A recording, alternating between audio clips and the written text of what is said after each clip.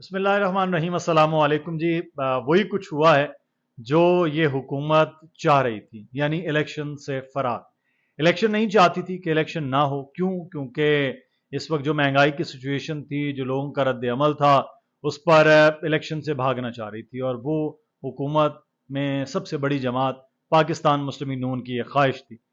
جہاں تک Pakistan Peoples party ہے تو وہ تو چاہ رہے تھے کہ 60 دن کے اندر اندر الیکشن ہو جائے، ان کے پاس لوز کرنے کو کچھ نہیں ہے، گین ہی کر رہی ہے۔ لیکن پاکستان مسلم نون، جس کے پاس بڑی اور اہم وزارتیں ہیں اور سارا کا سارا بار ان پر ہے، وہ چاہ رہے تھے الیکشن کسی طرح ڈیلے ہو، یعنی کہ الیکشن سے ہی الیکشن والے سیاسی لوگ سیاست سے یا جمہوریت سے یا الیکشن سے فرار چاہ رہے تھے، اور ان کے لیے فرار آسان تھا۔ چند دن پہلے ہم نے آپ کو بتایا کہ ابھی وہ معاملہ نہیں ہے کہ میاں نواز شریف واپس آ سکیں، اور ابھی وہ معاملہ نہیں ہے کہ ان کے معاملات کلیئر ہو سکیں۔ اچھا، اس پہ ہم بات کرتے ہیں، لیکن آپ کو مردم شماری سے جو ہونے والا معاملہ ہے جس پہ آج ہم بات کر رہے ہیں، اس پہ کچھ گفتگو ہوتی ہے۔ بڑا حیرانی ہے کہ بڑے ذمہ دار جو حکومت کے وزراء ہیں، جس میں رانا ثناء اللہ صاحب بھی شامل ہیں، جس میں سردار ایاز صادق صاحب بھی شامل ہیں، وہ بار بار کہتے رہے کہ نئی مردم شماری کی منظوری نہیں ہوگی اور الیکشن وقت پر ہوں گے، اور ایک ہی سانس میں بولنے والے وزیر اعظم صاحب نے کہا کہ نئی مردم شماری پر الیکشن ہوں گے اور الیکشن وقت پر ہوں گے۔ ہم نے پچھلی ویڈیو میں بھی کہا تھا، پتہ نہیں انہوں نے کیا یہ گیم کی ہے۔ اب ہوگا کیا؟ ہوگا یہ کہ حکومتی جماعتیں کہیں گی، یعنی کہ جو حکومت جا رہی ہے، آگے 3 دن اس کے رہ گئے ہیں، 4 دن، وہ کہے گی کہ جناب ہم نے تو یہ ایک معاملہ تھا، ہم نے پورا کیا نئی مردم شماری کے مطابق۔ اب الیکشن کمیشن کا یہ کام ہے کہ وہ الیکشن وقت پر کرائے، الیکشن کمیشن کا کام ہے کہ وہ الیکشن کی ڈیٹ اناؤنس کرے، کیونکہ یہ نہیں تقاضا ہے۔ اب یہ سارا بار اٹھا کر ان پر ڈالنے کی کوشش کریں گے، لیکن ایسا ممکن نہیں ہے کہ آپ اگر نئی مردم شماری کی منظوری نہ دیتے تو الیکشن وقت پر ہو سکتے تھے، یعنی کہ 90 روز میں۔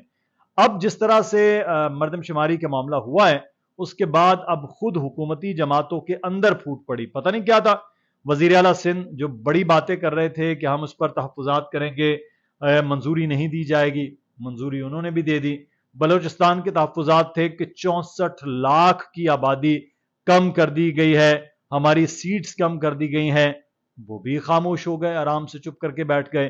اور وزیر اعلیٰ آئے ہیں خصوصی طیارے میں، بزنجو صاحب، اور چیزیں وہاں بھی کلیئر ہو گئیں۔ پتہ نہیں کون سا ایسا پریشر ہے جو کوئی بھی برداشت نہیں کر پا رہا ہے، کون ہے جو فیصلے کر رہا ہے، اور سیاستدان پہلے بڑی بڑی باتیں کر رہے ہیں، بڑے بڑے ببنگے دعوے کرتے ہیں، اور اس کے بعد ٹھس کر جاتے ہیں، پھس کر جاتے ہیں، ہوا نکل جاتی ہے ساری کی ساری۔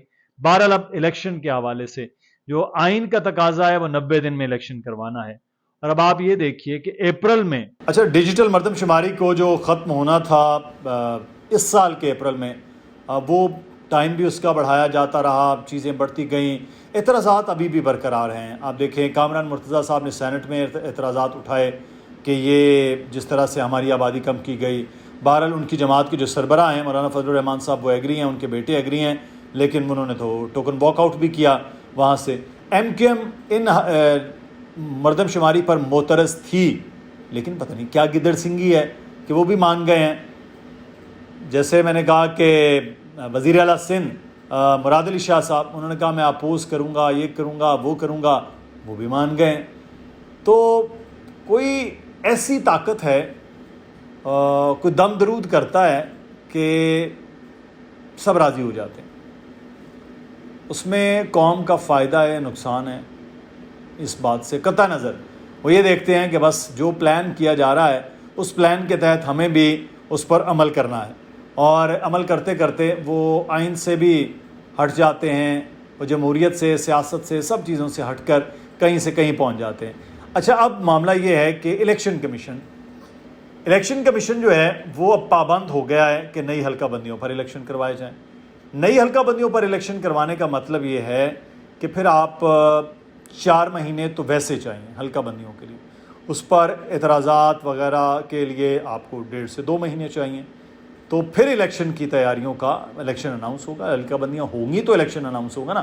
حلقہ بن گیا، اناؤنس ہو گیا، منظوری ہو گئی، دین انتخابات اناؤنس کر دیے جائیں گے کہ جی اب انتخابات کے لیے آپ فارم جمع کروائیں اور اب آ کے اپنے ووٹرز کے لیے معاملات آگے بڑھائیں.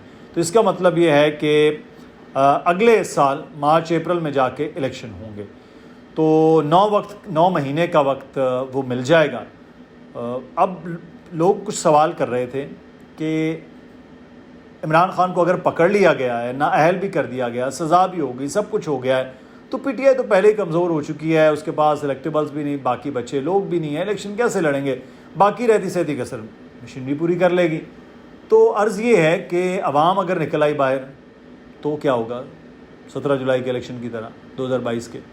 اس لیے وہ یہ چاہ رہے ہیں کہ عوام کی جو یادداشت ہے نا وہ کمزور ہوتی ہے، آہستہ آہستہ اس سے محو ہوتی جائیں گی. لوگ تسلیم کر لیں گے کہ بھائی یہی کچھ ہے، انہی کے ساتھ چلنا ہے، اب ان میں سے چوز کر لو کہ کون کیا ہے، اور پھر 8-9 مہینے ایک دوسرے پر بلیم گیم کریں گے، ایک ماحول بنائیں گے تو الیکشن ہوگا. کیونکہ پی ٹی آئی کے ساتھ کس طرح سے ہوگا؟ ہر جگہ اگر پی ٹی آئی کو یاد کیا جائے گا تو لوگ رد عمل میں آ سکتے ہیں. اب 9 مہینے میں وہ سمجھتے ہیں کہ 9 مہینے کے بعد اگر الیکشن ہوتا ہے تو پھر آسان ہو جائے گا آگے کرنا. کیونکہ 9 مہینے کے بعد آپ کو پتہ ہے نا ویسے بھی خوشی مل جاتی ہے کوئی نہ کوئی، تو 9 مہینے بعد وہ سمجھتے ہیں ہمیں بھی خوشی مل جائے گی، کوئی اس نگراں حکومت کے اندر سے کوئی ایسا بچہ پیدا ہو جائے گا کہ جو سب کے لیے ایک امن و آشتی اور بڑی خوشحالی لے کر آئے گا. لیکن آپ کو ایک بات بتا دیں، جو نگراں حکومتیں آ رہی ہیں نا وہ خود اتنی پاورفل ہو جائیں گی کہ یہ سیاسی جماعتیں پھر اس وقت اپنے آپ کو بھی دوش دے رہی ہوں گی اور اپنے بڑوں کو بھی دوش دے رہی ہوں گی، اور عوام اس وقت سوال کر رہی ہوں گی کہ آپ نے یہ زیادتی کر دی ہے. کہ آپ کو پتہ ہے کہ الیکشن ہی، منتخب حکومت ہی ایک ایسا پلیٹ فارم ہے جس سے اس ملک کے مسائل حل ہو سکتے ہیں. ایسے نہیں ہو سکتا کہ آپ ٹیکنوکریٹس کو، ججز کو، بیوروکریٹس کو، ریٹائرڈ افسران کو اٹھا کر بٹھا دیں حکومت میں اور آپ کہیں کہ جناب اب ملک ٹھیک ہو گیا ہے. تو میرے لیے تو بڑی حیرانی ہے، کیونکہ آگے نومبر میں ایک اور میٹنگ ہے اور اس کے بعد اگلے سال کے سٹارٹ میں ایک اور میٹنگ ہے آئی ایم ایف کے ساتھ. تو یہ کیا ایم ایف بھی اس ڈیل میں شامل ہے کہ نگراں حکومت اور الیکشن کا ڈیلے؟ اگر ایسا کچھ ہے تو پھر پاکستان کے لیے یہ ایک کوئی اچھی خبر اور اچھا شگون نہیں ہے.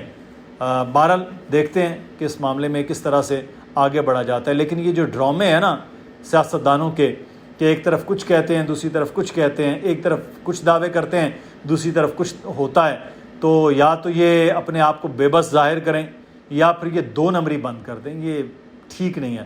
آئین کے ساتھ بھی کھلواڑ کر رہے ہیں. اب ہم دیکھتے ہیں کہ یہ آئین کے ساتھ کیسے کھلواڑ کر کے چیزوں کو کیا جاتا ہے، کیونکہ نہ تو 2/3 اکثریت ہے آئینی ترمیم کے لیے جو ضروری ہے آرٹیکل 51(3) کے لیے، اور نہ ہی ممبران وہاں پر پورے ہیں، نہ ہی ان کے پاس وقت ہے.